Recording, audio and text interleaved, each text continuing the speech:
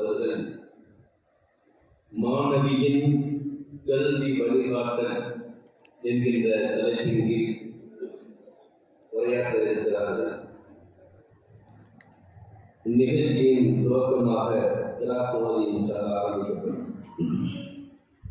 أعوذ بالله من الشيطان الرجيم. بسم الله الرحمن الرحيم.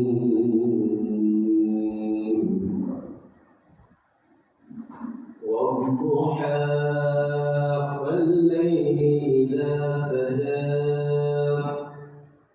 ما ودعك ربك وما قلى وللآخرة خير لك من الأولى ولسوف يعطيك ربك فترضى ألم يجدك يتيما فآوى ووجدك ضالا فهدى ووجدك عائلا فأغنى فأما اليتيم فلا تقهر وأما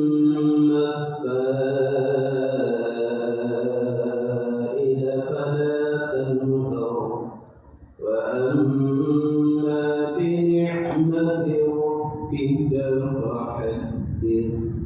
صدق الله العظيم. إن شاء الله عز وجل தொடர் பயான் நிகழ்ச்சியில் மாணவி ஸல்லல்லாஹு அலைஹி வஸல்லம் அவர்களுடைய கல்வியினுடைய முக்கியத்துவம் எவ்வளவு பெருசு, இந்த சமூகத்திற்கு எவ்வளவு தேவை என்கின்ற அதனுடைய சிறப்புகள், அதனுடைய மகத்துவங்கள் அனைத்தையும் பற்றி சென்னையிலிருந்து வெகு தூரத்திலிருந்து வந்திருக்கிறார். இதெல்லாம் தயாரிப்பு கொஞ்சம் கவனமாக கேட்டோம்னா ரொம்ப பிரயோஜனமாக இருக்கும். இது வரைக்கும் அசத்துமார்கள் ரொம்ப தூரமாக பயணித்து வந்தவர்கள்.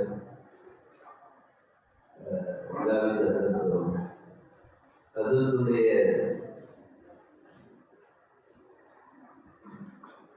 இந்த காலத்தில் இவங்களும் ஒன்றா பட்ட வாங்க சேலம் மதரசா.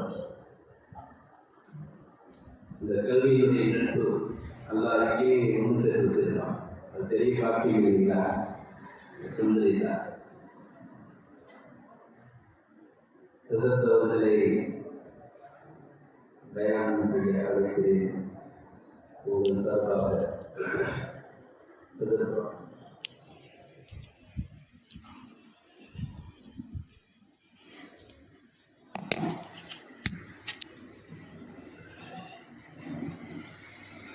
السلام عليكم ورحمة الله وبركاته.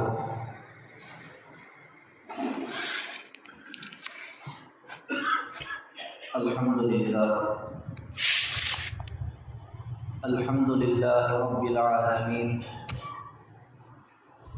والصلاة والسلام على سيد المرسلين وعلى آله وأصحابه أجمعين.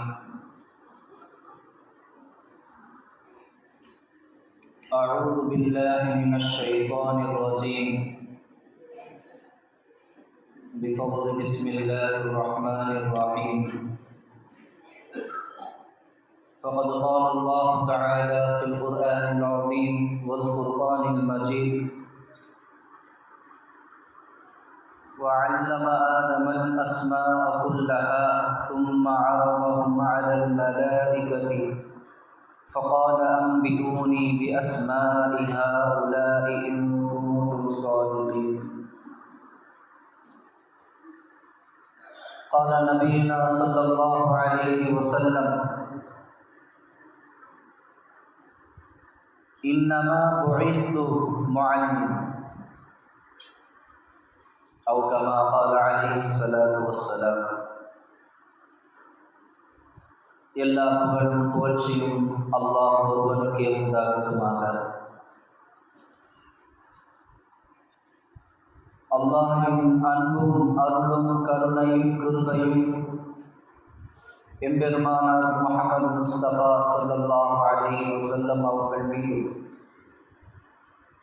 அன்னாரின் அடிச்சுவடுகளை அப்படியே பின்பற்றிய உத்தம சத்திய சஹாபாக்கள் மீதும், தாபீன்கள் மீதும், தபா தாபீன்கள் மீதும், நாதாக்கள் மீதும், நல்லவர்கள் மீதும், சுஹதாக்கள் மீதும், சாலிமீன்கள் மீதும், இன்னும் நாம் நம்முடைய குடும்பத்தார்கள், உலக முஸ்லிம்கள் அனைவர்கள் மீதும் அல்லாஹ் அன்பும் அருளும் கருணையும் கிருபையும் என்றென்றும் என்று நிரந்தரமாக நிலவட்டுமாக. ஆமென்.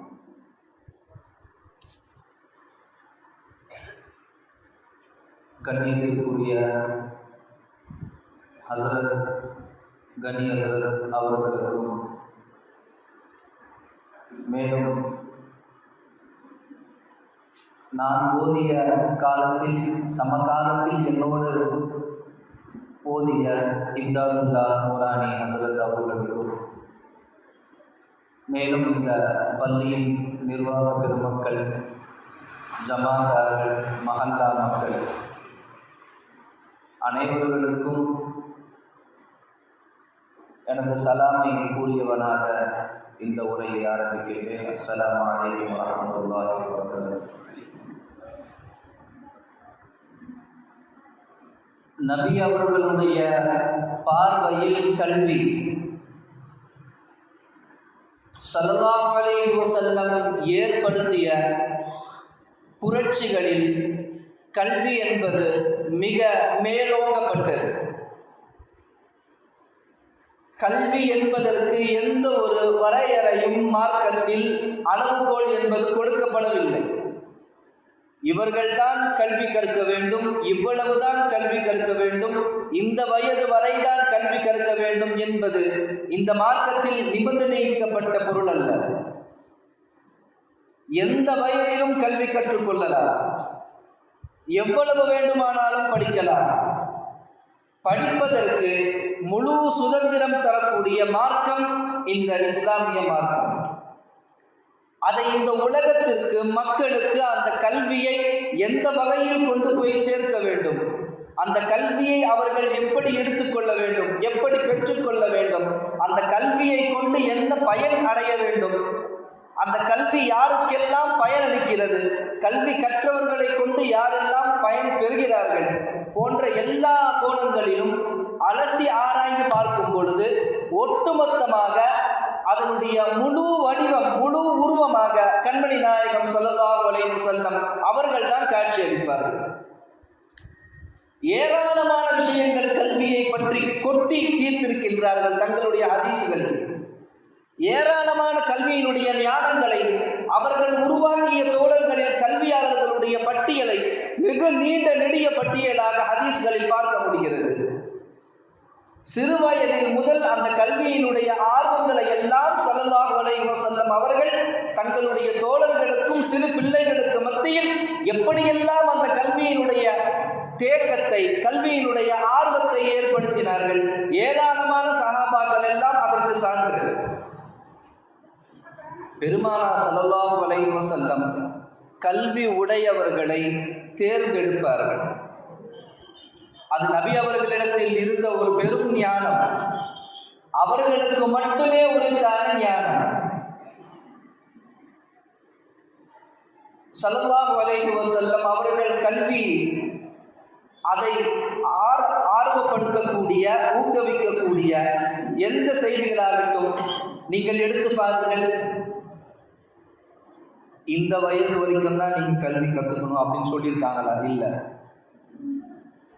நபி அவர்கள் நபி பட்டம் கிடைத்ததற்கு பின்னால் அவர்களிடத்தில் கல்வியை பயின்றவர்கள் சஹாபாக்கள் நபி அவர்களை விட வயது மூந்தவர்கள், நபி அவர்களை விட அதிக வயது உடையவர்கள் எல்லாம் பெருமானார் ஸல்லல்லாஹு அலைஹி வஸல்லம் இடத்தில் அந்த கல்வியினுடைய தேடலுக்காக வந்து மண்டியிட்டு அமர்ந்து நபி அவர்களிடத்தில் கல்வி கற்றிருக்கிறார்கள்.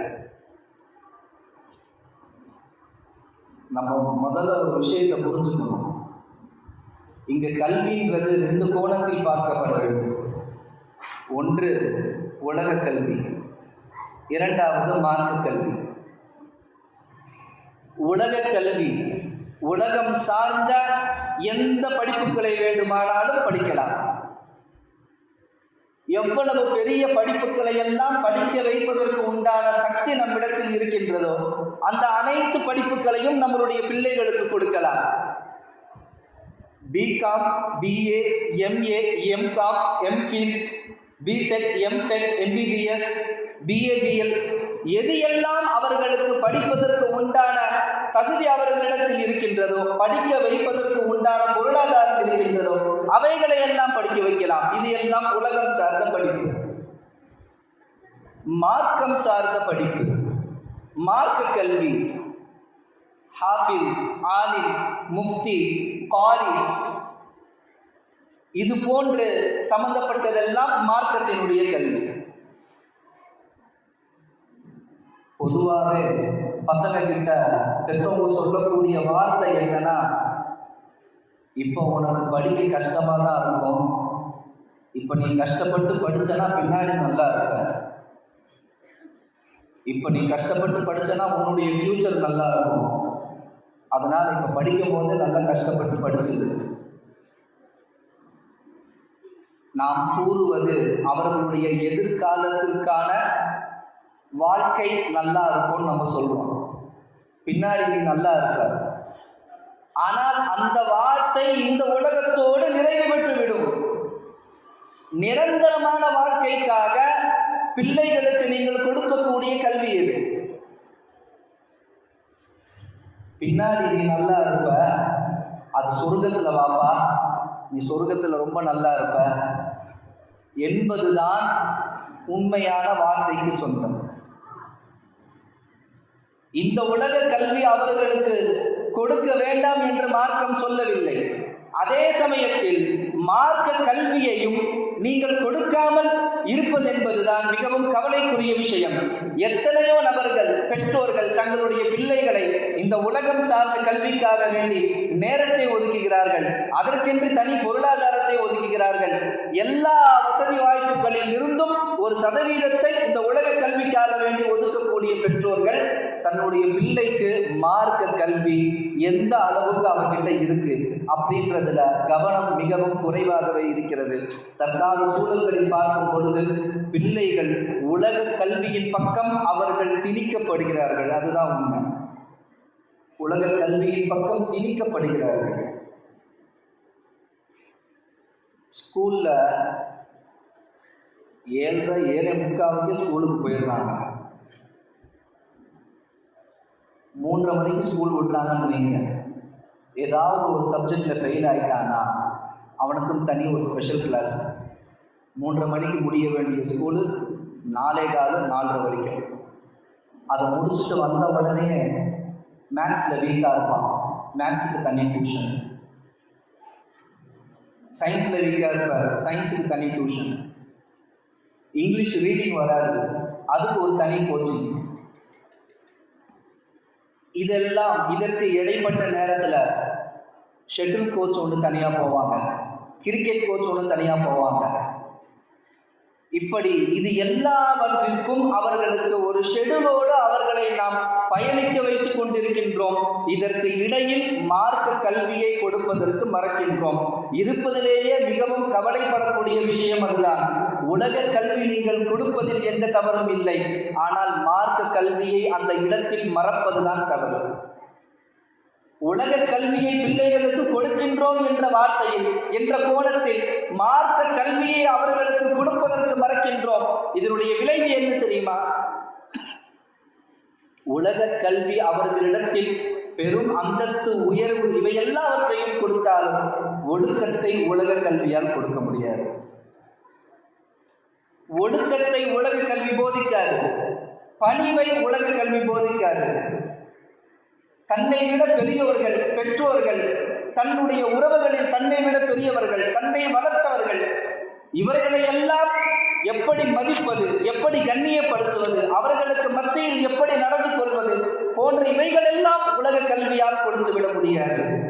ஸல்லல்லாஹு அலைஹி வஸல்லம் அவர்கள் தங்களுடைய சஹாபாக்களுக்காகட்டும் அல்லது மற்ற மனிதர்களுக்காகட்டும் கல்வியினுடைய கோணத்தில் அவர்கள் பேசக்கூடிய எல்லா விஷயங்களும் ஒழுக்கம் சார்ந்ததாகத்தான் இருக்கும். ஸல்லல்லாஹு அலைஹி வஸல்லம் சொல்றாங்க இல்லையா, இன்னமா புஇஸ்து துஅல்லிம், நான் ஆசிரியராகத்தான் அனுப்பப்பட்டிருக்கின்றாங்க.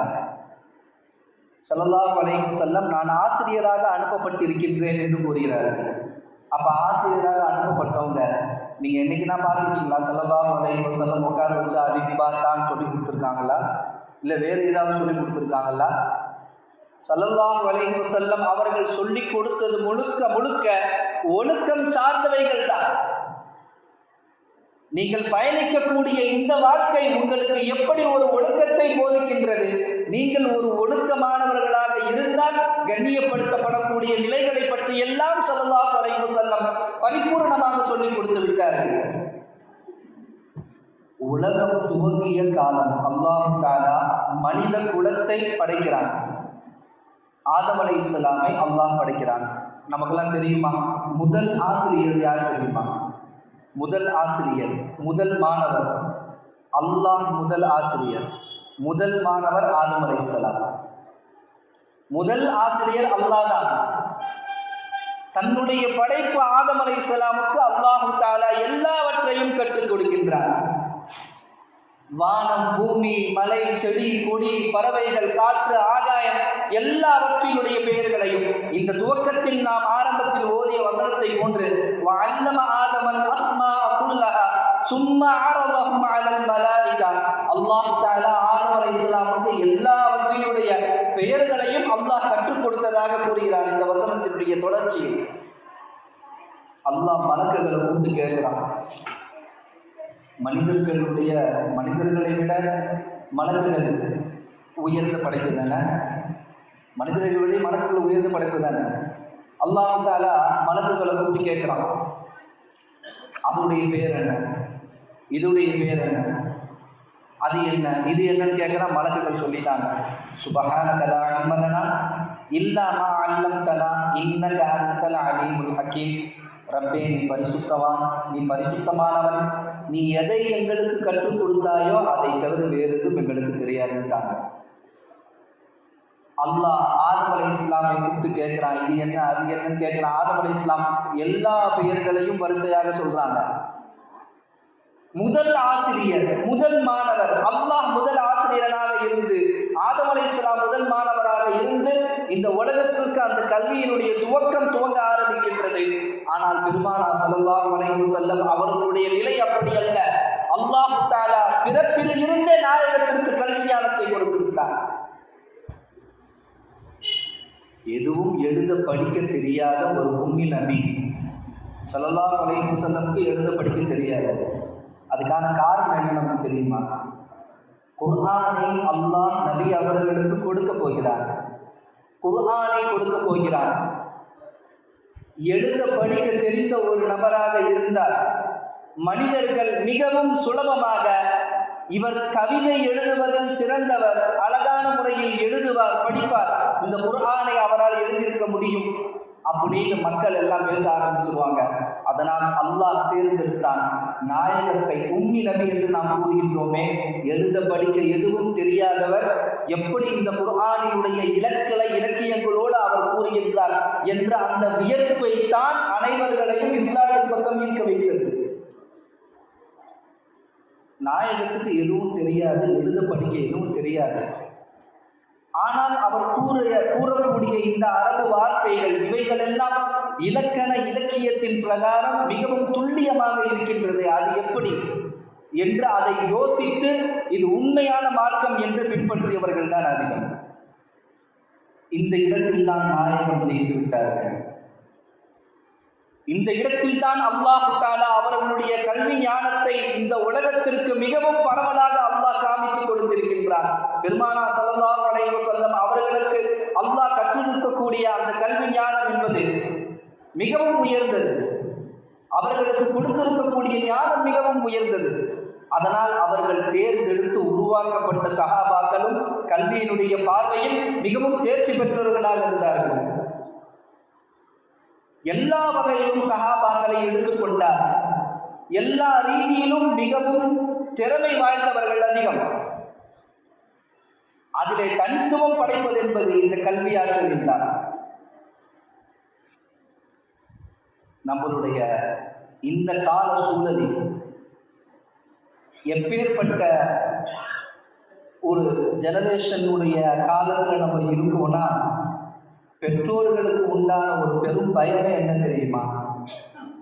நம்ம இருக்கும் போதே பிள்ளைய சரியான முறையில் கண்ட்ரோல் பண்ண முடியல, நம்ம இல்லாத நேரத்தில் என்ன பண்ண போறானுங்கன்னு தெரியல. மார்க்கத்தினுடைய வழியில் அவர்களை பிடித்து இழுத்து கொண்டு வருவது என்பது பெரும் சவாலாக இருக்கின்றது. இந்த காலகட்டத்தில் பெற்றோர்களுக்கு ரொம்ப சிரமப்படுறாங்க, ரொம்ப கஷ்டப்படுறாங்க.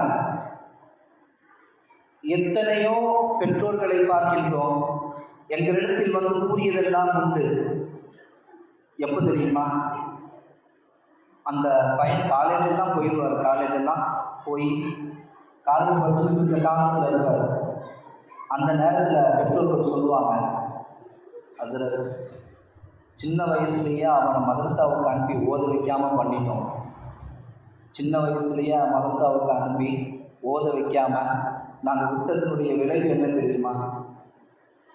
இன்றைக்கி எங்களை அவன் மதிக்கவே மாட்டேங்கிறான், எங்கள் சொல் பேச்சை கேட்கவே மாட்டேங்கிறான், எந்த ஒழுக்கமும் அவனிடத்தில் இல்லை, மார்க்கம் சொல்லக்கூடிய எந்த விஷயமும் அவனுடைய மண்டையில் ஏறல என்று பெற்றோர்கள் இதுக்கப்புறம் ஏதாவது பண்ண முடியுமா அப்படின்னு கேட்குறாங்க. ஒரு குறிப்பிட்ட வயதில் பிள்ளைகளை சரியான பக்குவத்தில் நாம் வளர்க்கவில்லை, அவர்களுக்கு சரியான இரு கல்விகளையும் நாம் கொடுக்கவில்லை என்றால், நம்மளுடைய கண்ட்ரோலை மீறியதற்கு பின்னால் அந்த பிள்ளைகளுக்கு நிச்சயம் நம்மால் கொடுக்க முடியாது. ஒரு குறிப்பிட்ட வயது வரைதான் பிள்ளைகளுக்கு இந்த ஈருலக கல்வியையும் நம்மால் கொடுக்க முடியும். நம்மளுடைய பேச்சுக்களை அவர்கள் கேட்டுக்கொண்டிருக்கக்கூடிய நேரத்தில் மட்டும்தான் அவர்களுக்கு நாம் சரியான கல்வியை போதிக்க முடியும். ஒரு கட்டத்தில் அவர்கள் இதையெல்லாம் தாண்டிவிட்டார்கள் என்றால் மீண்டும் அவர்களை இழுத்து கொண்டு வருவது என்பது பெரும் சவால் தான். கொடுக்க வேண்டிய வயதில் அவர்களுக்கு கல்வியை கொடுத்து விட வேண்டும். நாயகம் ஸல்லல்லாஹு அலைஹி வஸல்லம் இடத்திலே ஒரு பெண்மணி வருகிறார்கள். ஒரு சிறு பிள்ளை 6 வயசு பிள்ளை கூட்டிகிட்டு வராங்க. வந்து ஸல்லல்லாஹு அலைஹி வஸல்லம் கிட்ட விட்டுட்டாங்க, நாயகமே எனது பிள்ளை உங்களுக்கு முழு ஹித்மத் செய்கிறவராக இருப்பார், நீங்கள் எந்த பணிகளை கொடுத்தாலும் அவர் செய்யக்கூடியவராக இருப்பார், என்ன வேலை வேணாலும் கொடுங்க, நீங்களே வச்சுக்கோங்க நாயகமே, கூடவே வச்சுக்கோங்க, உங்கள் கூடவே இருக்கட்டுமே, உங்கள் கூடவே இருந்து அவங்களுக்கு ஹித்மத் செஞ்சுக்கிட்டு உங்ககிட்ட இருந்து கல்வி ஞானத்தை கற்றுக்கிட்டு இருக்கட்டும், நீங்களே வச்சுக்கோங்க.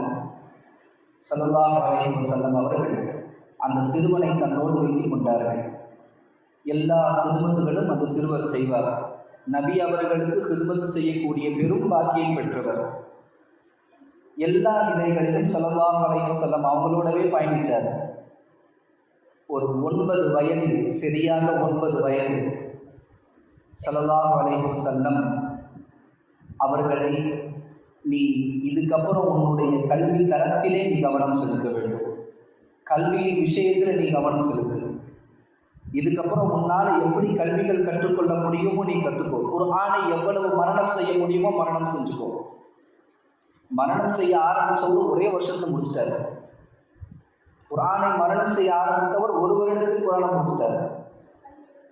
குர்ஆன் முடித்ததற்கு பின்னால் மீண்டும் ஸல்லல்லாஹு அலைஹி வஸல்லம் அவரை கூப்பிட்டு சொன்னாங்க, நீ இதற்கு மேல் கல்வியினுடைய தரத்தை மேலும் உயர்த்த வேண்டும், நீ இங்கே இருக்காத, எல்லா நாடுகளுக்கும் வியாபாரிகள் போகிறாங்கல்ல, அந்த வியாபார கூட்டத்தோடு நீ சென்று விடு, அவர்கள் எந்த நாட்டுக்கு போகின்றார்களோ அந்த நாட்டிற்கு போய் அந்த நாட்டினுடைய மொழிகளை கற்றுக்கொள், அந்த நாட்டினுடைய இலக்கண இலக்கியங்களை கற்றுக்கொள்.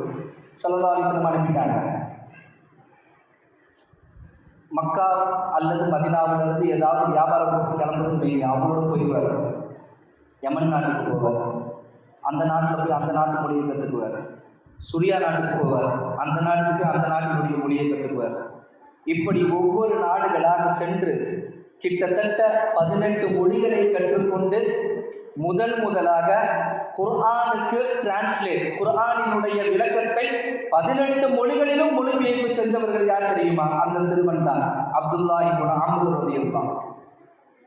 அவர்கள் போட்ட விதை குர்ஆனினுடைய டிரான்ஸ்லேட் என்பதை முதலாக கொண்டு வந்தவர்கள் அப்துல்லா இப்னு அம்ர் ரலியல்லாஹு.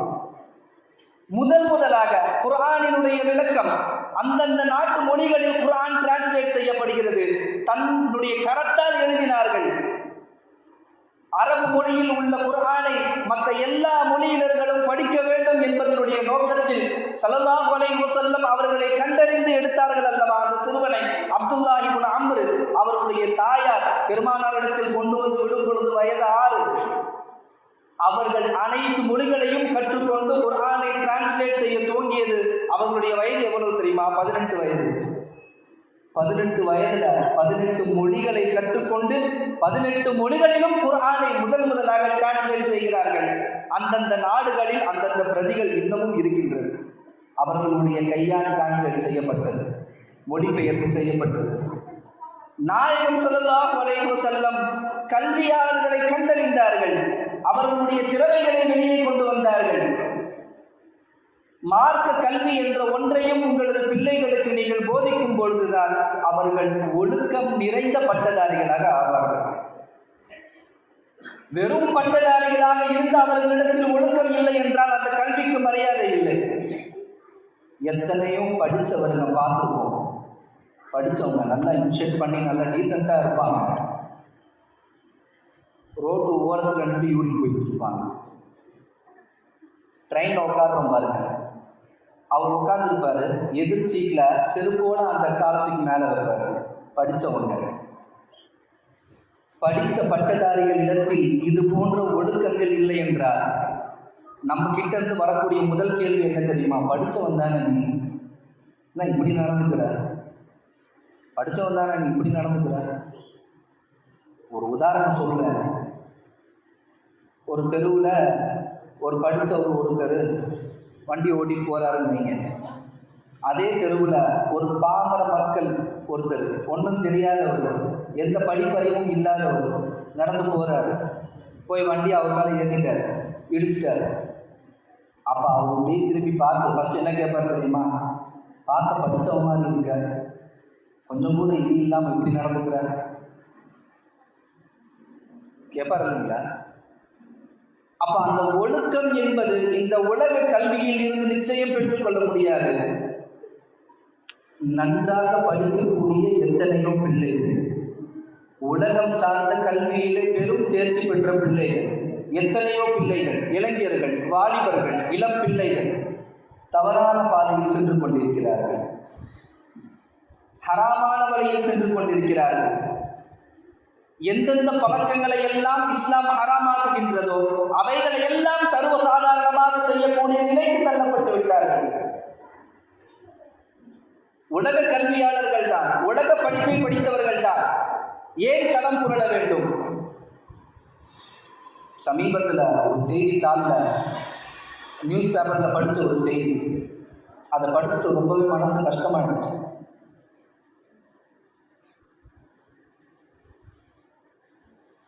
இங்கே தான் கும்பகோணம் தான் நினைக்கிறேன். போலீஸ் ஸ்டேஷனில் ஒரு கேஸ் வருது. ஒரு பெண், ஒரு முஸ்லீம் பொண்ணு, பேர் ராகிலான்னு நினைக்கிறேன். போலீஸ் ஸ்டேஷனில் அந்த கேஸ் வருது. என்ன அப்படின்னா, மாற்று மத ஒரு பையனோட அந்த பொண்ணு ஓடி போயிடுச்சு. அப்போ போலீஸில் கேஸ் ஆகி அந்த கேஸ் போலீஸ் ஸ்டேஷனுக்கு வருது. அந்த பொண்ணுடைய பெற்றோர்களையும் கூப்பிடுறாங்க. பொண்ணு எம்காம் படிச்சிருக்கு. அந்த மாற்று மத அந்த பையன் படிப்பு அவ்வளோ கிடையாது. பொண்ணு எம்காம் படிக்க வச்சுருக்காங்க அவங்க வீட்டில். எம்காம் படிச்சிருக்கு பொண்ணு. பொண்ணுடைய வாப்பா அம்மா வராங்க. அந்த போலீஸ் எஸ்ஐ அவர் சொல்கிறார், அந்த பெண் இடத்துல பேசுகிறாரு. அவர் கைது, முஸ்லீம் இல்லை, கைது. அவர் சொல்கிறார், ஏம்மா அந்த பையன் உங்கள் கம்யூனிட்டி கிடையாது, நீ அந்த பையனை தான் கட்டிக்கணும்னு நிற்கிற. உங்கள் அப்பா ஒரு விவசாயி, விவசாயியாக இருந்து உன்னை இந்த அளவுக்கு நல்லா படிக்க வச்சுருக்காங்க. இப்போ பொண்ணு எங்களுக்கு வேணும், எப்படியாவது எங்கள் பொண்ணை எங்கள் கூட அனுப்பிடுங்கன்னு நிற்கிறாங்க. உனக்கு எதுக்குமா இந்த இதெல்லாம்? நல்ல வாழ்க்கையை பெற்றவங்க தான் அமைச்சு கொடுப்பாங்க, நீ எதுக்கு இதெல்லாம்? அந்த பொண்ணு இல்லை, நான் இவங்க கூட தான் போவேன். பெற்றவங்க எவ்வளோ பேசுகிறாங்க, எவ்வளோ பேசி பார்க்குறாங்க. இல்லை, நான் இவன் கூட தான் போவேன், நான் இவன் கூட தான் வாழ்வேன். இந்த பேச்சுவார்த்தை நடந்துகிட்டு இருக்கும்பொழுது எதிர்பாராத விதமாக அந்த பொண்ணுடைய தாய், பெற்ற பெண், தன்னுடைய மகள் சிறு வயதில் இருந்து பார்த்து பார்த்து பக்குவமாக வளர்த்து தன்னுடைய மகள் எல்லாருக்கும் முன்னாடியும் அந்த தாய் அந்த பொண்ணுடைய காலில் விழுந்து இப்போ கூட வந்துருமா, நீ ஒரே பொண்ணு, எங்களுக்கு வேற யாரும் இல்லை. அந்த பொண்ணுடைய தாய் காலில் விழுந்த உடனே அந்த பொண்ணுடைய வாப்பாவும் காலில் விழுந்துருக்காரு. காலில் விழுந்து தான் நம்ம பொண்ணை காப்பாற்றி ஆகணும், வேற வழி இல்லை. 2 பேரும் காலில் விழுந்து கிடக்கிறாங்க. அந்த பெண் காலை உதறி தள்ளிட்டு, நான் இவங்க கூட தான் போவேன், நீங்கள் எவ்வளவு சென்டிமெண்ட் க்ரியேட் பண்ணாலும் நான் உங்ககிட்ட வரமாட்டேன், நான் இவங்க கூட தான் போய் வாழ்வேன் அப்படின்னு உதறி தள்ளிட்டு அந்த பொண்ணு போகுது. இந்த நிலைமை பெற்றோர்களை இப்படி ஒரு அவல நிலைக்கு தள்ளிவிட்டு வாழ சென்ற அந்த பெண் நல்லபடியாக வாழாது, அது வேற விஷயம். இந்த இடத்தில் சொல்லப்படக்கூடிய செய்தி என்ன தெரியுமா? நமது பிள்ளைகளுக்கு கொடுக்க வேண்டிய வயதில் மார்க்கத்தினுடைய இறை அச்சத்தினுடைய விஷயங்களை எல்லாம் அவர்களது உள்ளத்தில் போதிக்கும் பொழுது ஒரு துளியளவு இறைவனுடைய இரையச்சம் அவர்களிடத்தில் ஏற்பட்டால் இது போன்ற அசம்பாவித நிகழ்வுகளுக்கு அவர்கள் ஆளாக்கப்பட மாட்டார்கள். இந்த உலகத்தினுடைய மாயையில் அவர்கள் சிக்கிக் கொள்கின்றார்கள். ஆனால் இது ஒரு நிரந்தரம் அல்லாத ஒன்று. இதை விட்டு எப்பொழுது வேண்டுமானாலும் நாம் பிரிந்து செல்லலாம். நிரந்தரமான உலகத்திற்கு பயணித்து செல்லக்கூடும். இப்படியெல்லாம் இருக்கக்கூடிய இந்த நிலைகளில் பிள்ளைகள் அவர்களுக்கு கொடுக்க வேண்டிய சரியான ஒரு ஒழுக்கத்தையும் கல்வி ஞானத்தையும் மார்க்க கல்வியையும் அவர்களுக்கு நாம் போதிக்க வேண்டும்.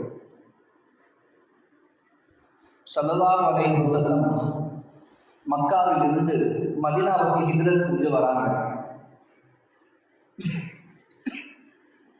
மதீனா வந்த உடனே நாயகம் ஸல்லல்லாஹு அலைஹி வஸல்லம் மதீனத்து மக்களை பார்க்கிறார்கள். 2 முக்கியமான விஷயங்களை பெருமானார் ஸல்லல்லாஹு அலைஹி வஸல்லம் கையில் எடுத்தார்கள். 2 முக்கியமான விஷயம். ஒன்று பொருளாதாரம், 2வது கல்வி. மதீனாவாசிகள் எல்லாருக்கும் நல்ல விவசாயம் தெரியும், எல்லாருமே விவசாயிகள். மதீனாவாசிகளுக்கு வேறு எதுவுமே தெரியாது. நல்லா உழைப்பாங்க, நல்லா விவசாயம் செய்வாங்க, அறுவடை செய்வார்கள். ஆனால் அவர்களுக்கு மார்க்கெட்டுக்கு போய் அதை விற்கக்கூடிய அந்த திறமை இல்லை. சந்தைக்கு அதை சரியான இடத்தில் கொண்டு சென்று அதை சரியான விலைக்கு விற்பது என்பது அந்த நாலேஜ் அவங்களுக்கு இல்லை. எப்படி அணுகிறது, எங்கே போய் விற்கிறது, யார் இடத்துல கொடுக்கறது அப்படின்றது தெரியாத ஒரு பகுத்தறிவு இல்லாதவர்களாக இருந்தார்கள். ஸல்லல்லாஹு அலைஹி வஸல்லம் அவங்க பார்க்குறாங்க, இந்த மக்கள்லாம் என்ன செய்கிறாங்க தெரியுமா? கஷ்டப்பட்டு விவசாயம் செஞ்சு அறுவடை செய்து அந்த சேத்துல இருந்து அவ்வளோ சிரமப்பட்டு அறுவடை செய்த அந்த பொருட்களை எல்லாம் யூதர்களிடத்தில் கொண்டு போய் கொடுக்குறாங்க. யூதர்கள் என்ன பண்ணுறாங்க தெரியுமா? இதெல்லாம் மார்க்கெட்டில் 5 ரூபாய்க்கு மேலே போகாது, இந்த அப்படி 5 ரூபா அப்படின்னு கொடுத்துட்டு அதை வாங்கி கொண்டு போய் 50 ரூபாய்க்கு விற்கிறோம். இவங்களுக்கு தெரியாது அது இவ்வளவு விலை போகுன்றதுலாம் தெரியாது. அந்த காலத்திலேயே கார்ப்பரேட்டுகளாக வாழ்ந்தவர்கள் அவர்கள் யூதர்கள். சொல்லப்போனால் புரிகிற மாதிரி சொல்லணும்னா அந்த காலத்து கார்ப்பரேட்டுகள் அவங்க தான். கார்ப்பரேட் முதலைகள்னு சொல்கிறோம் இல்லையா, அவங்க தான். அந்த மதீனா மக்களை நன்றாக முறையில் ஏமாற்றி பிழைத்தவர்கள் யூதர்கள்.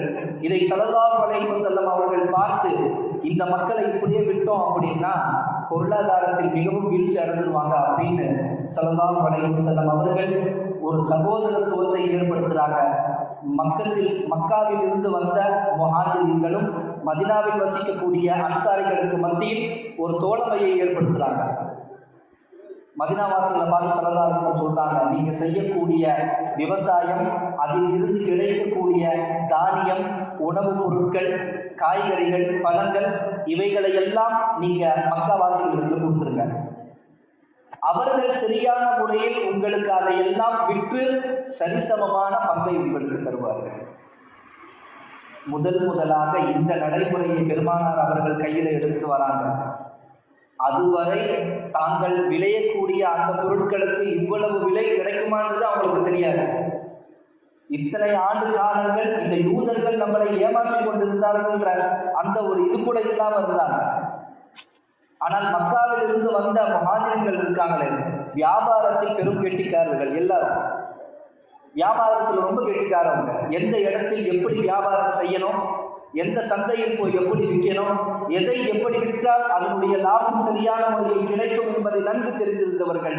இந்த 2 நபர்களையும் ஸல்லல்லாஹு அலைஹி வஸல்லம் சரிசமப்படுத்தி, நீங்கள் விளைவிக்கக்கூடிய உங்களது விவசாய பொருட்களை மக்காவில் இருந்து வந்த முஹாஜிர்களுக்கு கொடுத்துருங்க, அவங்க மார்க்கெட்டுக்கு போய் விற்று அதனுடைய சரிபாதி உங்களுக்கு கொடுப்பாங்க. இது ஒரு புரட்சி, பொருளாதார ரீதியில். இரண்டாவது, கல்வி. மதீனாவிற்கு வந்ததற்கு பின்னால் ஸல்லல்லாஹு அலைஹி வஸல்லம் முதல்ல இந்த பொருளாதார புரட்சி ஏற்படுத்தினாங்க. அடுத்தது கல்வி. கிட்டத்தட்ட ஒரு 7-8 இடங்களில் மக்தபு மதர்சாக்களை ஸல்லல்லாஹு அலைஹி வஸல்லம் உருவாக்கினார்கள். மக்தப் மதர்சானா என்னங்க? இப்போ ஒரு மஹல்லா இருக்கு, அந்த மஹல்லாவில் இருக்கக்கூடிய பிள்ளைகள், பெரியவர்கள், பெண்கள், அவர்களெல்லாம் அந்த பள்ளியில் வந்து ஓதுவது, இதற்கு பேர் தான் மக்தப். இந்த இடத்துல வந்து எல்லாரும் கல்வியை கற்றுக்கிறாங்க, எல்லாரும் ஓதுறாங்க, பயனடைகிறாங்க. ஆங்காங்கே ஒவ்வொரு மஹல்லாக்களில் ஸல்லல்லாஹு அலைஹி வஸல்லம் அவர்கள் ஏறக்குறைய ஒரு 7-8 மக்தப் மதரசாக்களை உருவாக்கினார்கள். சிறியவர்களுக்கு தனியாக, பெரியவர்களுக்கு தனியாக, முதியவர்களுக்கு தனியாக, பெண்களுக்கு தனியாக, இப்படி ஆங்காங்கே ஒரு 7-8 இடங்களில் அந்த மதரசாக்களை ஸல்லல்லாஹு அலைஹி வஸல்லம் உருவாக்கினார்கள். அதில் இருந்து உருவான முதல் ஹாஃபிஸ் யார் தெரியுமா? உபய் இப்னு கஅப் ரலியல்லாஹு அன்ஹு. ஸல்லல்லாஹு அலைஹி வஸல்லம் அவர்கள் உருவாக்கிய அந்த மதரசாவில் இருந்து உருவான முதல் ஹாஃபிஸ் உபய் இப்னு கஅப் ரலியல்லாஹு அன்ஹு. ஸல்லல்லாஹு அலைஹி வஸல்லம் எப்பேற்பட்ட ஒரு ஹாஃபிஸாக, ஒரு கல்விமானாக அவரை உருவாக்கி இருக்கின்றார்கள் தெரியுமா? ஒரு நிகழ்வு ஒன்று சொல்றேன். உபய் இப்னு கஅப் ரலியல்லாஹு அன்ஹு நடந்து போறாங்க. பெருமானார் ஸல்லல்லாஹு அலைஹி வஸல்லம் அவங்க யார்கிட்டையும் நின்று பேசிக்கிட்டு இருந்தாங்க. தூரத்துலேருந்து பார்க்குறாங்க. உபய் இப்னு கஅப் ரலியல்லாஹு அன்ஹு தூரத்துலேருந்து பார்க்குறாங்க. ஸல்லல்லாஹு அலைஹி வஸல்லம் யார்கிட்டையும் பேசிக்கிட்டு இருக்காங்க. நாயகம் ஸல்லல்லாஹு அலைஹி வஸல்லம் ரொம்ப முக்கியமாக பேசிக்கிட்டு இருக்காங்கன்னா ஏதோ முக்கியமான நபராக இருப்பாங்க, நம்ம போய் எதுவும் டிஸ்டர்ப் பண்ண வேண்டாம் அப்படின்னு நினச்சி உபய் இப்னு கஅப் ரலியல்லாஹு போயிடுறாங்க. அவங்க போனதுக்கு பின்னாடி ஸல்லல்லாஹு அலைஹி வஸல்லம் ஆள் அனுப்பி கூப்பிட்டு விடுறாங்க, உபய் இப்னு கஅப் கூட்டிட்டு வாங்க. உபய் இப்னு கஅப் கூட்டிட்டு வரப்படுது. பெருமானார் ஸல்லல்லாஹு அலைஹி வஸல்லம் உபய் இப்னு கஅப் ரலியல்லாஹு அன்ஹு கேட்குறாங்க, நான் ஒருத்தர்கிட்ட நின்று பேசிட்டு இருந்தேன்ல, நீங்கள் என்ன பார்த்தீங்கல்ல? ஆமாம் யா ரசூலுல்லாஹ் பார்த்தேன். அப்புறம் ஏன் வரலை, நீங்கள் போயிட்டீங்க?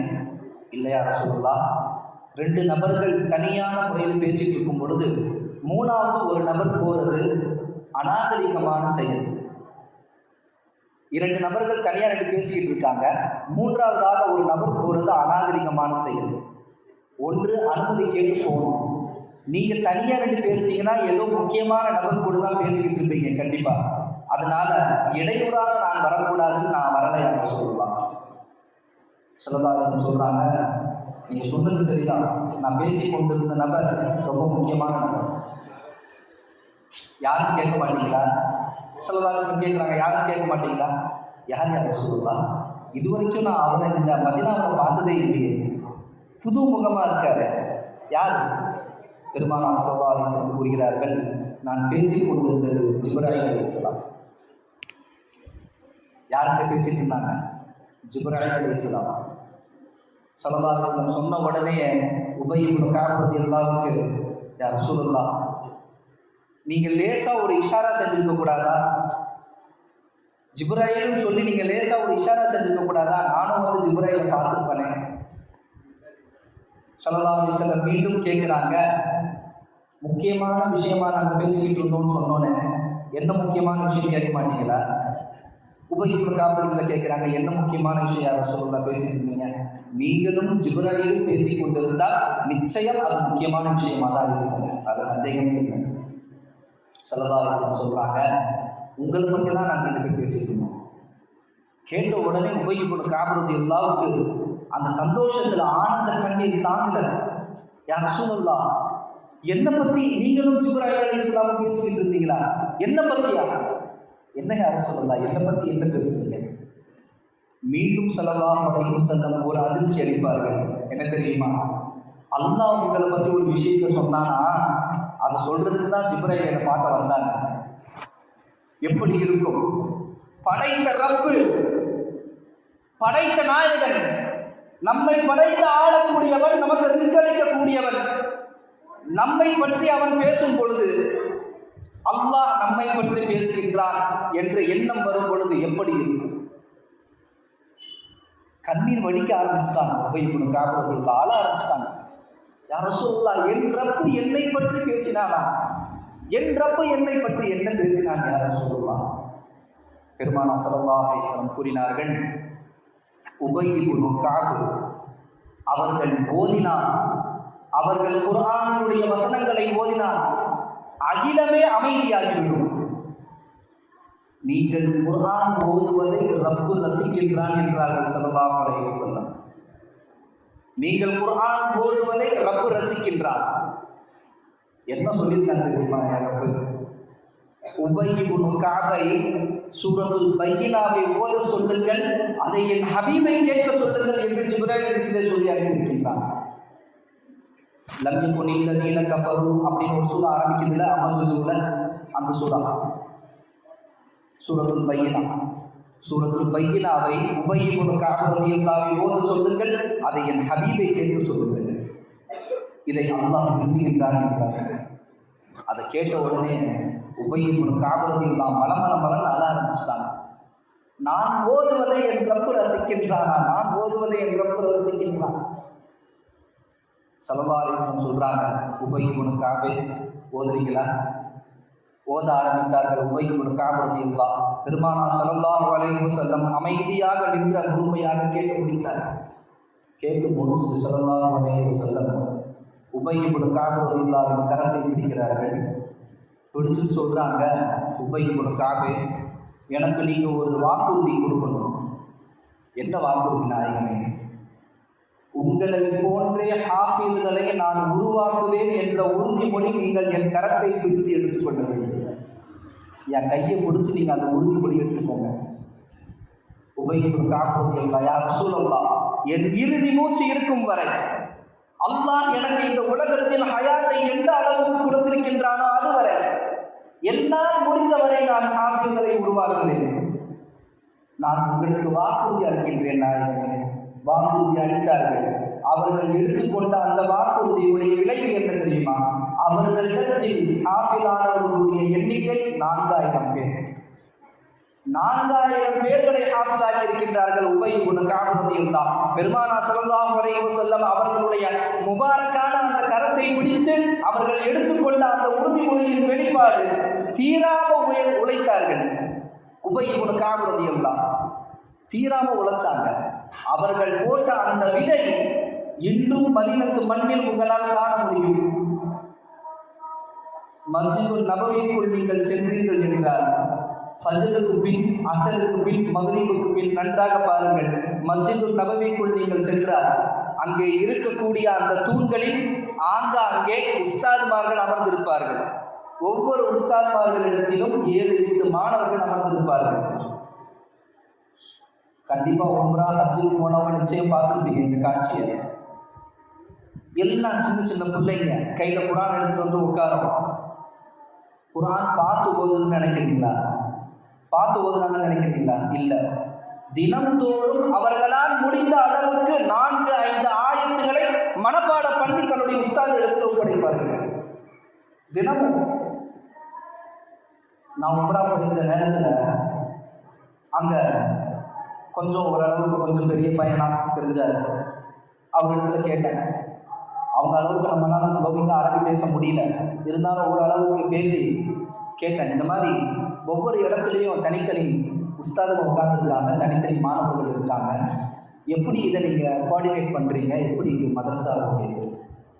அப்படி அவர்களுக்கு மேல் இருக்கக்கூடிய தலைமை இமாம் சுதேசி இமாம் இருக்காங்க பாருங்க, அவர்களுக்கு கீழ் வழிகாட்டப்படக்கூடிய ஒரு மதரசாவினுடைய நடைமுறை தான் இது. இது யார் உருவாக்கியது என்று சற்று ஆராய்ந்து பார்க்கும் பொழுது இதனுடைய ஆணிவேர் உபை இப்னு கஅப் ரலியல்லாஹு இருக்கின்றார்கள்.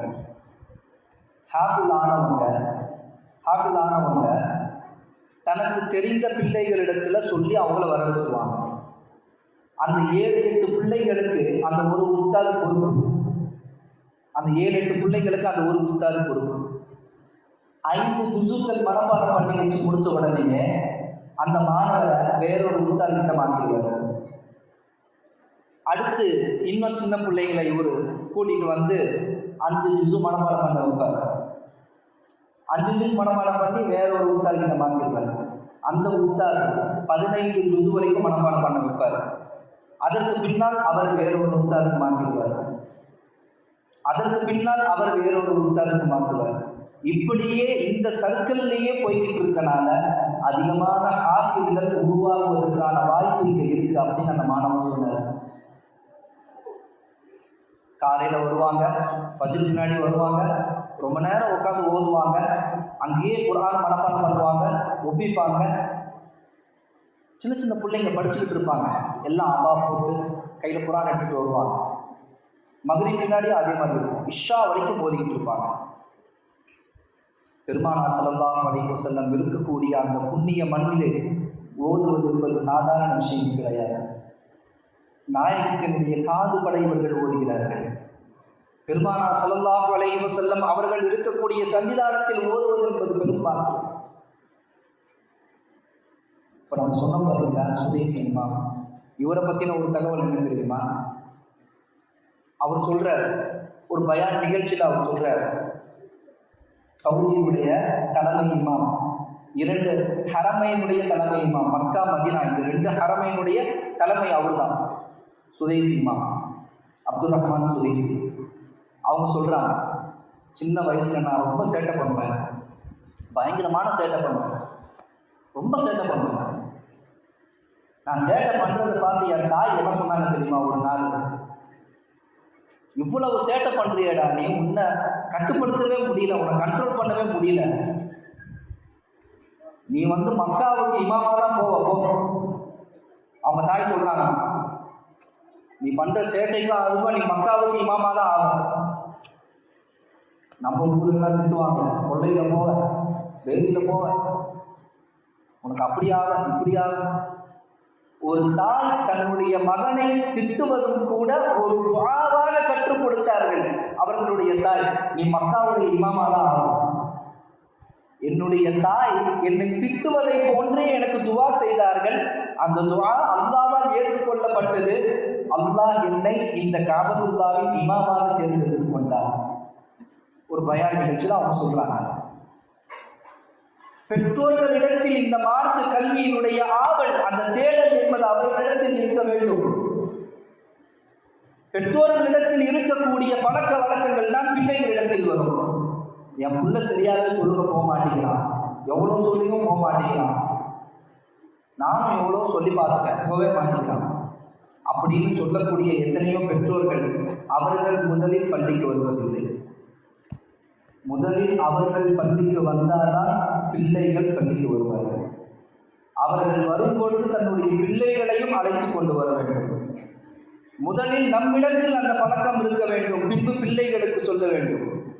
ஸல்லல்லாஹு அலைஹி வஸல்லம் இடத்திலே ஒரு பெண்மணி வராங்க, யா ரசூலல்லாஹ், என் குழந்தை ரொம்ப இனிப்பு நிறைய சாப்பிட்றான், இனிப்பு பைத்தியமாக இருக்கா, அவங்க ரொம்ப ஸ்வீட் நிறைய சாப்பிட்றான், எந்த இனிப்பு பலகாரமாக இருந்தாலும் ஒரு கண்ட்ரோலே இல்லாமல் சாப்பிட்றான் நாயகமே, கொஞ்சம் நீங்கள் சொல்லுங்கள், நீங்கள் சொன்னால் கேட்பான். அப்போ ஸல்லல்லாஹு அலைஹி வஸல்லம் ஒரு 2 நாள் எனக்கு அவகாசம் கொடுங்கன்னு கேட்குறாங்க.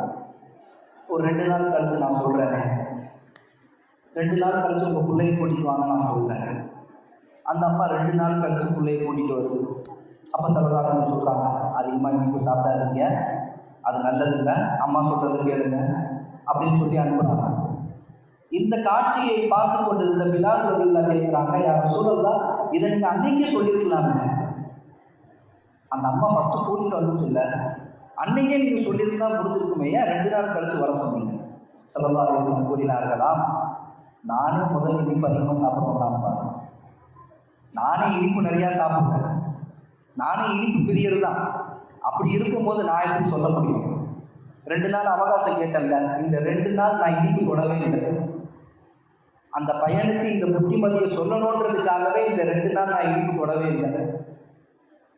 முதலில் நம்மிடத்தில் அந்த பழக்கம் இருக்கும் பொழுதுதான் அது நம்மளுடைய பிள்ளைகளிடத்தில் பிரதிபலிக்கும். வீட்டில் எத்தனையோ பெண் பிள்ளைகள் தொழாமல் இருக்கலாம், வீட்டில் பிள்ளைங்க தொழுகிறது இல்லை, குர்ஆன் எடுக்கிறது இல்லை அப்படின்னு தாய்மார்கள் நிறைய கம்ப்ளைண்ட் பண்ணலாம். ஆனால் தாய் இடத்தில் அந்த தொழுவதும் குர்ஆன் ஓதக்கூடிய பழக்கமும் வந்துவிட்டால் பிள்ளைகளிடத்தில் மிக ஈஸியாக வந்துடும்.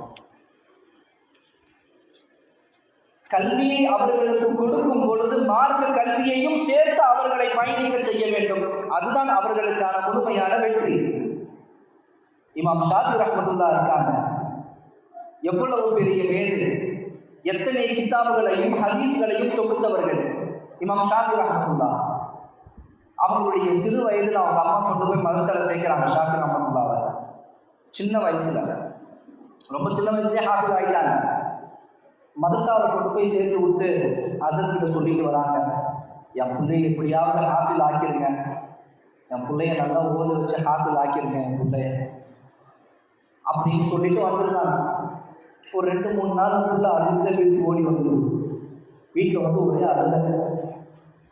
அம்மா கேட்குறாங்க, ஏன் பாப்பா அழுவுறீங்க, ஏன் அழுவுறீங்க, என்ன ஆச்சு, யாருன்னா அடிச்சிட்டாங்களா என்ன கேட்குறாங்க. இல்லை. ஏன் அப்புறம் என்ன, ஏன் எதுக்கு வந்தீங்க, ஏன் அழுவுறீங்க சொல்லுங்கள்.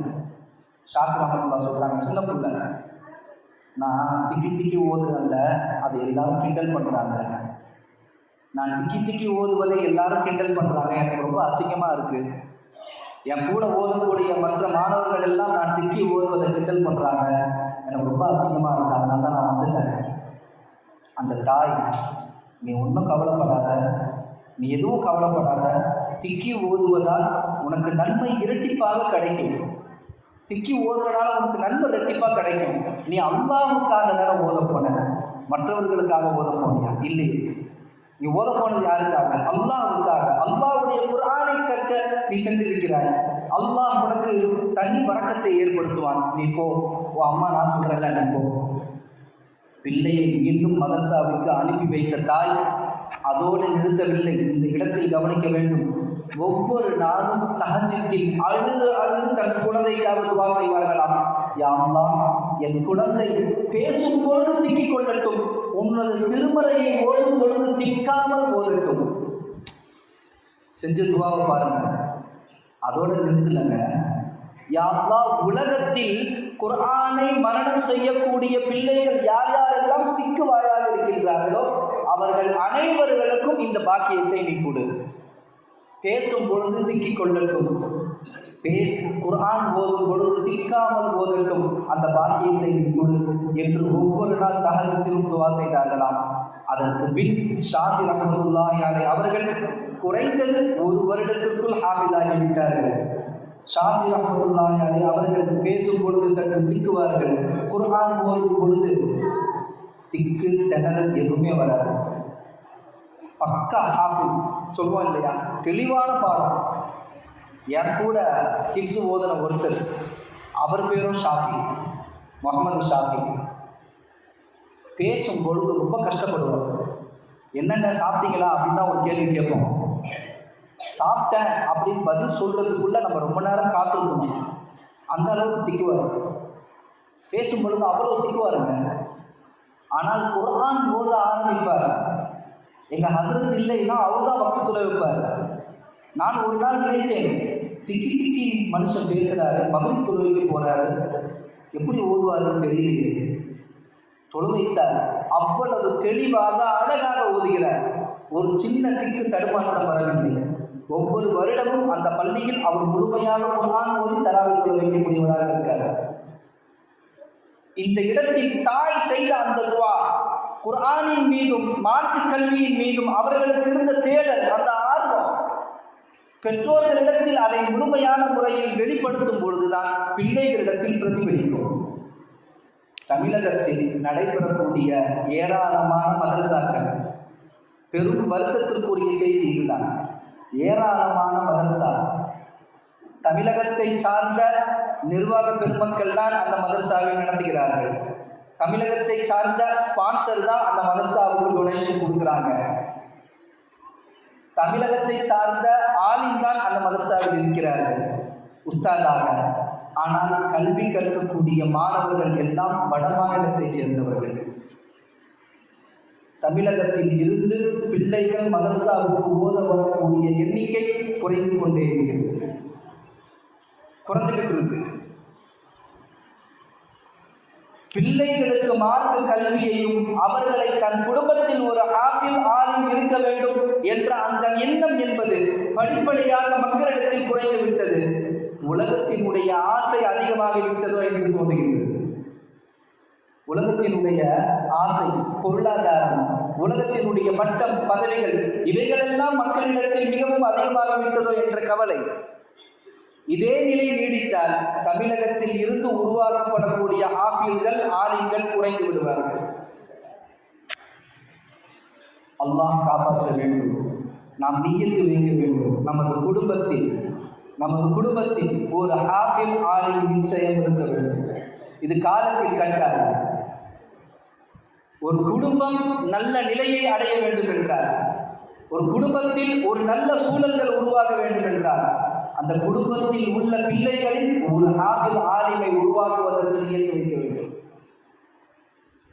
எங்கள் வீட்டில் நான், என் அண்ணன், என் தம்பி 3 பேர். எங்கள் அத்தா என்னை மட்டும் ஓத வச்சாங்க. அப்போ நான் நினச்சேன், அண்ணனை விட்டாங்க, தம்பியை விட்டாங்க, நம்மளை மட்டும் ஓத வச்சிருக்காங்க. நானும் அப்படிதான் பயங்கரமான சேட்டை பண்ணுவேன், அடங்கவே மாட்டேன் வீட்டுக்கு. நான் நினச்சிக்கிட்டு இருப்பேன், நம்மளை வீட்டில் அடங்காதனால தான் கொண்டு போய் மனசில் சேர்த்துக்காங்க போல அப்படின்ட்டு. இப்படிலாம் கூட சொல்லி பார்த்தேன், இது சேட்டெல்லாம் பண்ண மாட்டேன், மனசில் கூப்பிட்டு போயிருக்க அப்படின்னு. இல்லை, ஓதி முடித்தாங்க. ஓதி முடித்து அந்த குர்ஆனை சுமப்பதின் காரணத்தினாலோ என்னவோ அல்லாஹ் தஆலா வாழ்க்கையில் ரிஸ்க்குக்கும் மன அமைதிக்கும் எந்த பஞ்சத்தையும் அல்லாஹ் ஏற்படுத்தவில்லை. எந்த கஷ்டமும் இல்லை. என் அண்ணன் தம்பியை விட நான் ரொம்ப நிம்மதியாக இருக்கேன். இப்போ எங்கள் அத்தா சொல்கிறாங்க, பேசாம உன் அண்ணன் தம்பி 2 பேர்த்தையும் உங்களோட ஓத வச்சுருக்கலாம் போல, உன்னை மட்டும் ஓத வச்சு தப்பு பண்ணிட்டேன்.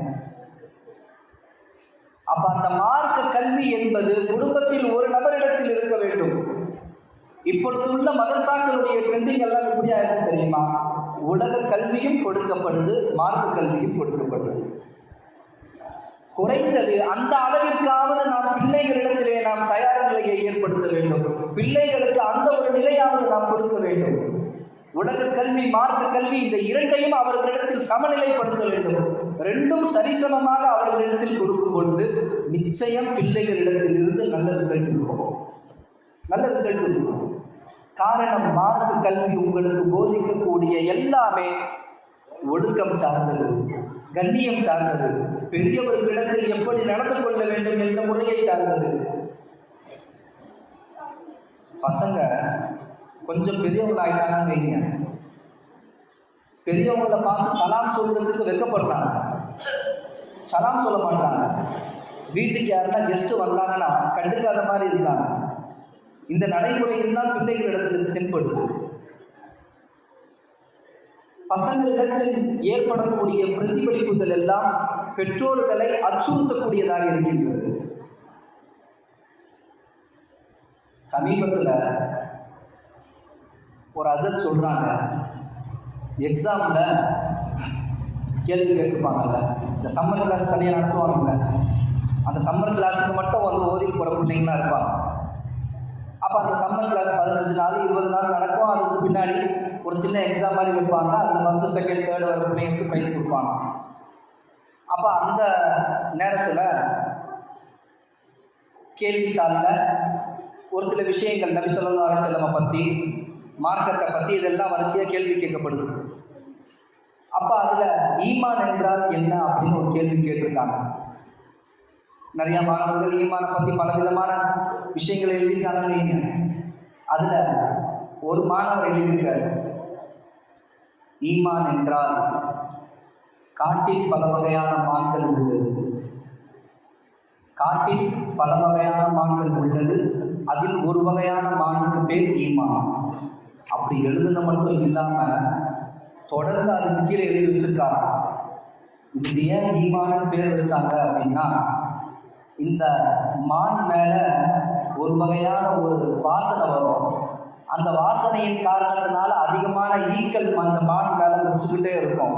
அதனால இந்த மானுக்கு ஈமான் என்று பெயர் வைக்கப்பட்டது. சும்மா நான் எதுவும் அடிச்சுலாம் விடலைங்க,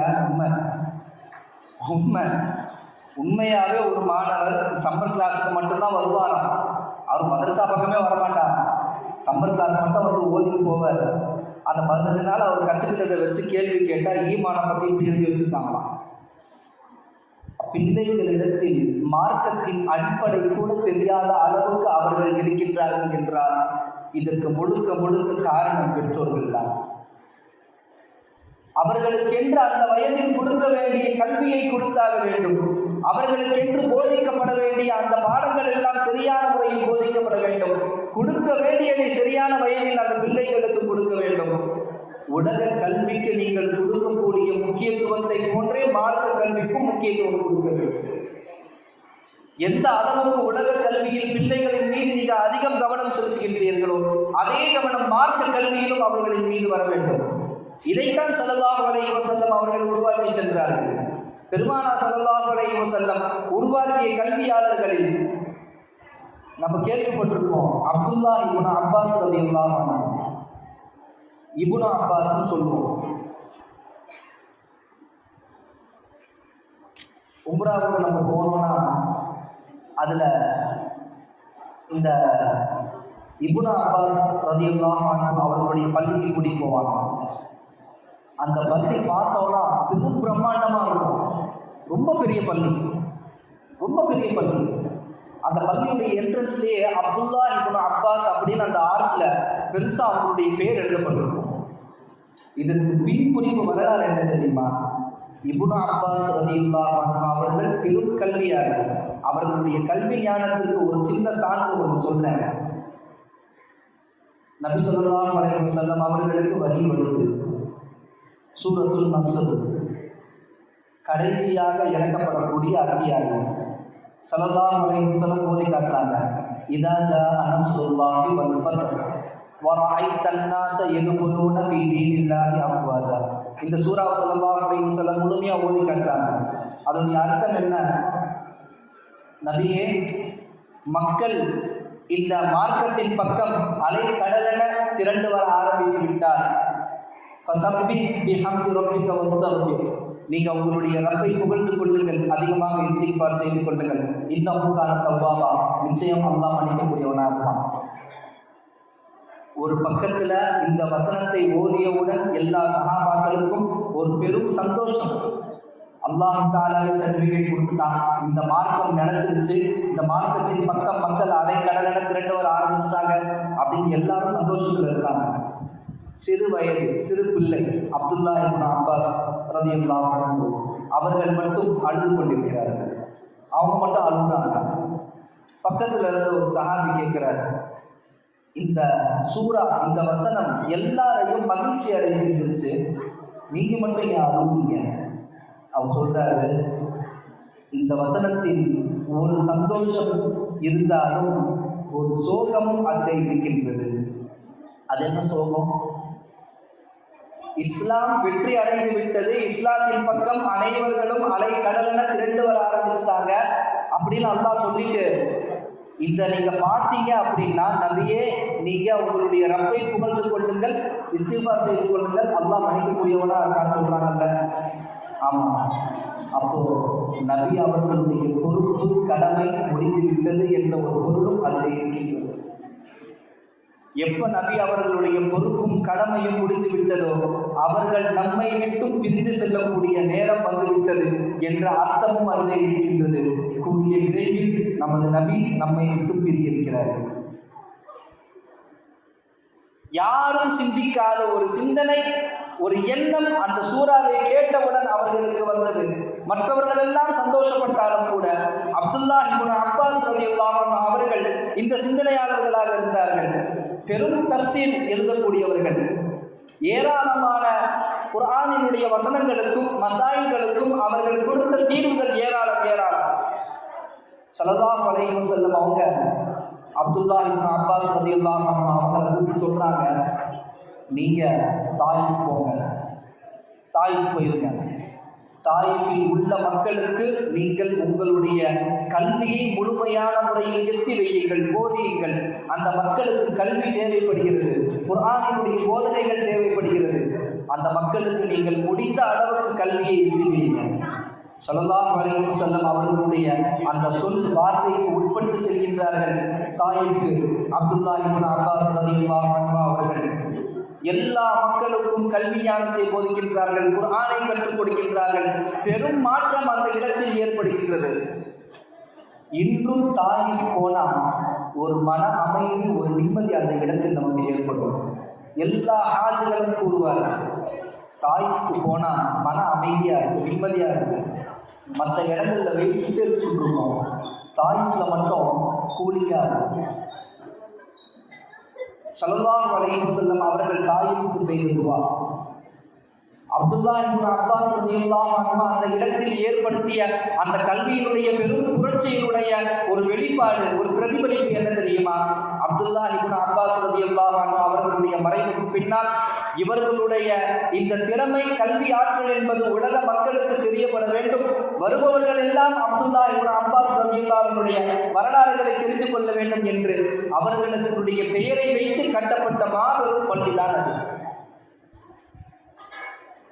ஆக இந்த புனிதமான மஜ்லிஸில் நாம் கலந்து கொண்டோம், ஏராளமான விஷயங்களை கேட்டோம். கேட்பது மட்டுமல்லாமல் அதை நம்மளுடைய பிள்ளைகளுடைய வாழ்க்கையில் கொண்டு வருவதற்கு முயற்சிக்க வேண்டும். உலக கல்விக்கு எப்படி முக்கியத்துவம் கொடுக்கப்படுகின்றதோ அதே முக்கியத்துவம் மார்க்க கல்விக்கு நீங்கள் பிள்ளைகளுக்கு கொடுத்தால்தான் நாளை அவர்கள் உங்களுக்காக துஆ செய்யக்கூடிய பிள்ளைகளாக இருப்பார்கள். அந்த கல்வியை நாம் நிச்சயம் பிள்ளைகளுக்கு கொடுக்க வேண்டும். காலத்தினுடைய அவசியம், ஒடுக்கமோடு சேர்ந்த மார்க்க கல்வியும் அந்த பிள்ளைகளுக்கு கொடுக்க வேண்டும். ஸல்லல்லாஹு அலைஹி வஸல்லம் அவர்கள் எப்பேற்பட்ட இளைஞர்கள் சமுதாயத்தை இந்த உம்மத்திற்கு அடையாளப்படுத்தினார்களோ அப்பேற்பட்ட இளைஞர்களாக இந்த பிள்ளைகள் உருவாக வேண்டும். அதனுடைய பொறுப்பு முழுக்க நம்முடைய கல்வியில் இருக்கின்றது. அல்லாஹ் தஆலா நம்மளுடைய எண்ணங்களை ஏற்றுக்கொள்வானாக. நமது குடும்பத்தில் ஒரு ஹாஃபில் ஆலிமை உருவாக்குவதற்கும், மார்க்க மேதைகளை, உலக பட்டங்கள் ஒரு பக்கம் நமது பிள்ளைகள் வாங்கினாலும் மார்க்க பட்டங்கள் மறுபக்கம் பிள்ளைகள் வாங்குவதற்கு உண்டான சூழ்நிலை அல்லாஹ் தஆலா நமது குடும்பத்தில் ஏற்படுத்தி அருள் புரிவானாக. இந்த ஏற்பாட்டாளர்களுக்கும், இந்த நிர்வாக பெருமக்களுக்கும், ஜமாத்தாளர்களுக்கும், மேலும் கண்ணியத்திற்குரிய ஹஸரத்மார்கள் அவர்களுக்கும் அல்லாஹ் தஆலா கிருபை செய்வானாக, அருள் புரிவானாக. இது போன்ற பல விழாக்கள் பெருமானார் ஸல்லல்லாஹு அலைஹி வஸல்லம் அவர்களை புகழ்ந்து பாடக்கூடிய, அதை கொண்டு பல செய்திகளை கேட்கக்கூடிய பல மஜ்லிஸ்கள் இந்த மஸ்ஜிதில் நடைபெறக்கூடிய பாக்கியத்தை அல்லாஹ் தஆலா புரிவானாக. ஆமீன். வா அல்ஹம்துலில்லாஹி ரப்பில் ஆலமீன். அஸ்ஸலாமு அலைக்கும் வரஹ்மத்துல்லாஹி